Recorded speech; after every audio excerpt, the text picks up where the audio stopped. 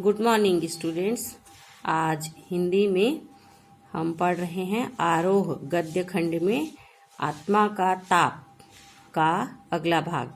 आत्मा से तात्पर्य है मनुष्य जो स्वयं अनुभव करता है, अपने आप का अनुभव अपने आप में जो मन में लगता है। और ताप से तात्पर्य है जैसे किसी भी चीज को तपाना माने गर्म करना, जिससे उसमें उत्कृष्टता है। तो वैसे ही अपने आप में मन में कुछ ऐसी बातें जो हम करना चाहें उसके लिए आगे बढ़ पाए। ये इस पाठ में कलाकार हैं सैयद हैदर रजा और ये मुख्य रूप से चित्रकार हैं। अब कला है तो संगीत है, गीत है, अलग अलग प्रकार की कलाएं होती हैं। ये किस कला के थे? चित्रकारी।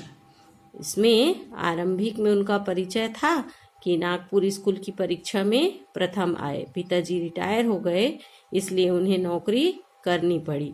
तो नौकरी वे कहाँ कर रहे थे? ड्राइंग का अध्यापक बन गया। कहाँ बने? गोंदिया में।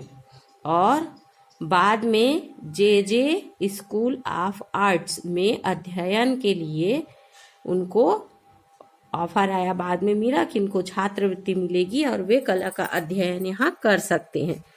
तो चूंकि वे कला के कद्र में पढ़ाई करना चाहते थे, इसलिए उन्होंने नौकरी छोड़ दी। इसमें आगे प्रश्न उत्तर में जब रहता है तो वहाँ पर ध्यान देंगे कि उसने सबसे पहले कौन सी नौकरी की और उन्हें यह नौकरी क्यों छोड़नी पड़ी। अब यहाँ से जब नौकरी छोड़कर चले गए, वहाँ दाखिला बंद हो चुका था। मैंने अमरावती के गवर्नमेंट नॉर्मल स्कूल से त्याग पत्र दे दिया।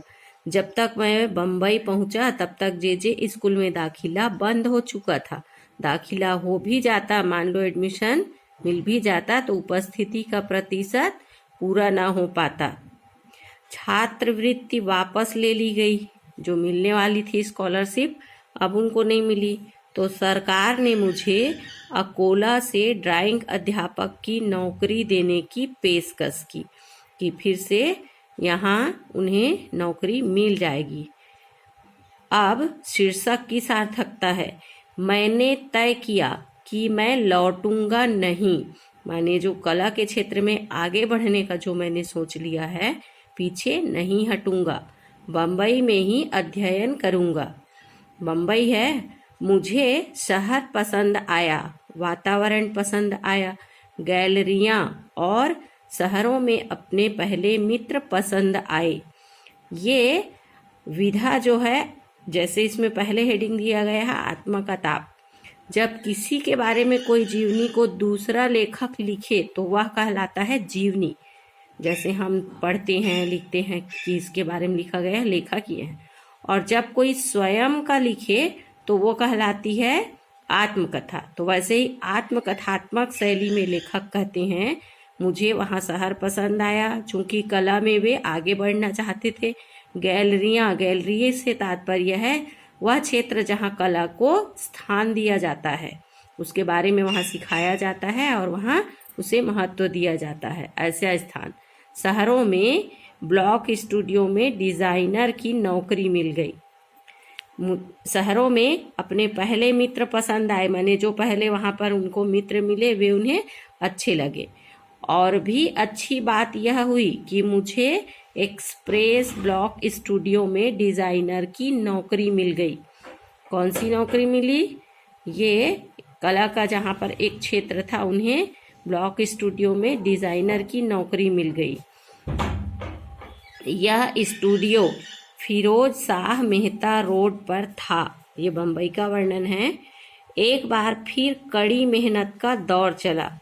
आपको इसलिए बार बार बताया जा रहा है कि भविष्य बनाने का यह समय है। तो जो आगे बढ़ चुके हैं वे जब किस प्रकार कड़ा संघर्ष किए, तो वैसे ही आप भी आज और अभी संकल्प लेकर आगे बढ़ने के लिए तैयार रहें। लेखक बताते हैं कि कड़ी मेहनत का दौर चला। बता रहे हैं करीब साल भर ही स्टूडियो स्टूडियो माने जहाँ पर उनको कला के लिए सिखाया भी जाता, जहाँ कोई आते जाते तो उनकी कला को दिखाया भी जा सकता था। तो स्टूडियो के मालिक श्री जलील और मैनेजर श्री हुसैन ने मुख्य डिजाइनर बना दिया। जैसे बाकी सब में पोस्ट होता है वैसे पहले डिजाइनर थे, अब मुख्य डिजाइनर बन गए, माने वो हेड हो गए और उनके अंदर में और 2-3 लोग काम करने लग गए। तो वे बता रहे हैं, ध्यान से सुनेंगे। सुबह 10 बजे से शाम 6 बजे तक मैं दफ्तर में काम करता। कितने घंटे हुए? 12 घंटे। फिर मैं अध्ययन के लिए मोहन आर्ट्स क्लब जाता। कि इतनी मेहनत हो गई, इतने देर तक बैठ लिया, काम कर लिया, निकल लिए, ये नहीं था। बता रहे हैं कि 12 घंटे दफ्तर में काम करने के बाद अपनी कला को निखारने के लिए, जो उनमें ललक थी कला के बारे में और अधिक उत्कृष्टता लाने के लिए, आर्ट्स क्लब जाता। फिर जेकब सर्कल जहाँ भाई के परिचित एक टैक्सी ड्राइवर ने मुझे रहने की जगह दे रखी थी। जब सब सहूलियतें मिल जाती हैं तो हमें ऐसा लगता है कि ये सब चीज़ें तो हमें मिल ही रही हैं। जिन्हें नहीं मिला है वो ध्यान देंगे। बम्बई शहर था जहाँ छोटे से छोटे जगह का भी उतना ही महत्व होता है। तो रहने के लिए उनके भाई के एक परिचित थे टैक्सी ड्राइवर, उसने जगह दी थी। कहाँ? जेकब सर्कल में। तो जब उनका काम वहाँ तक का पूरा होता उसके बाद वहाँ आते थे। उसने कहा कि मैं तो टैक्सी चलाता हूँ। अब बम्बई शहर है, जिस प्रकार का काम है उस प्रकार से समय की व्यवस्था होती थी। तो शाम को तो वे शाम को निकलते और रात को टैक्सी चलाते थे। जगह इतनी संकीर्ण थी, माने कम थी। जैसे हमारे यहाँ है इतना जगह हम उपयोग कर पाते हैं, तो वहाँ पर जगह का उतना ही महत्व था। एक कमरा था जिसमें वो टैक्सी ड्राइवर था, तो दिन में अपना सोने खाने पीने ये सब काम को कर लेता और रात को टैक्सी चलाता था। और जो लेखक हैं, माने जो कलाकार हैं, दिन भर तो अपने काम में व्यस्त रहते थे। उनको कब का समय चाहिए? रात को चाहिए। तो इसलिए उस टैक्सी ड्राइवर ने उन्हें जगह दिया था कि रात को आप यहाँ रहें। तो उनके घर वो रहते थे। इसमें आगे बताते हैं, तो तुम वहाँ भी सो सकते हो, माने यहीं रह सकते हो।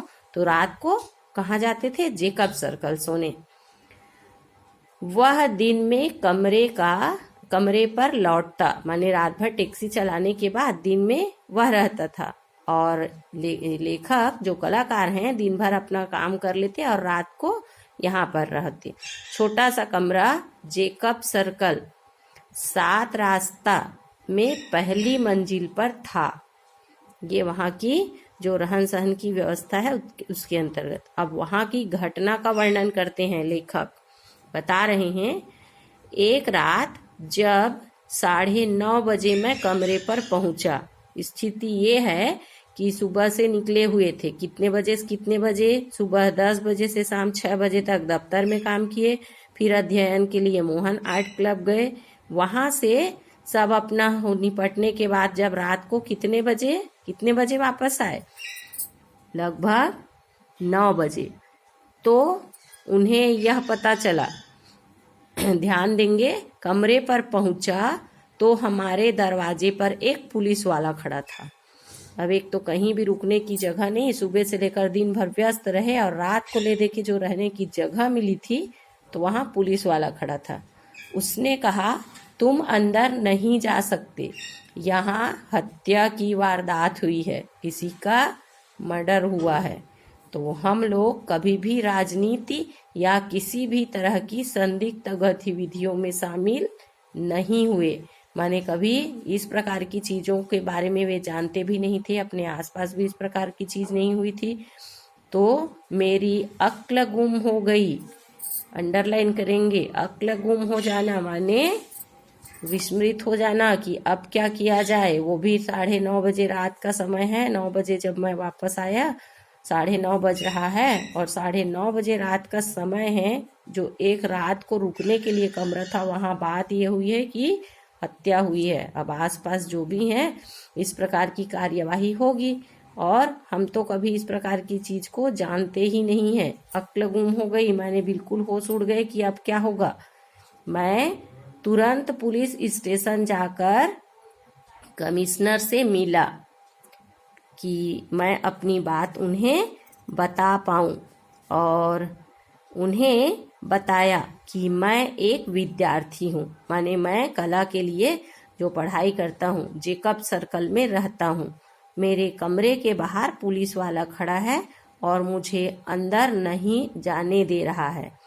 उन्होंने बताया कि टैक्सी ड्राइवर मित्र गल्फ, जो उनका नाम था, पर या मुझ पर शक नहीं है, माने जो उसका टैक्सी ड्राइवर था वह भी उस हत्या के लिए जवाबदार नहीं है। आप लोगों पर शक नहीं किया जा रहा है, लेकिन जिस जगह पे हत्या हुई है तो वहां तो ये सब होगा ही। अगले दिन मैंने जलील साहब को राम कहानी सुनाई। राम कहानी सुनाना माने अपनी व्यथा बताना कि ऐसा हुआ, जब मैं गया पुलिस खड़ा था, मेरे को वहां जाने नहीं मिला, ये सब।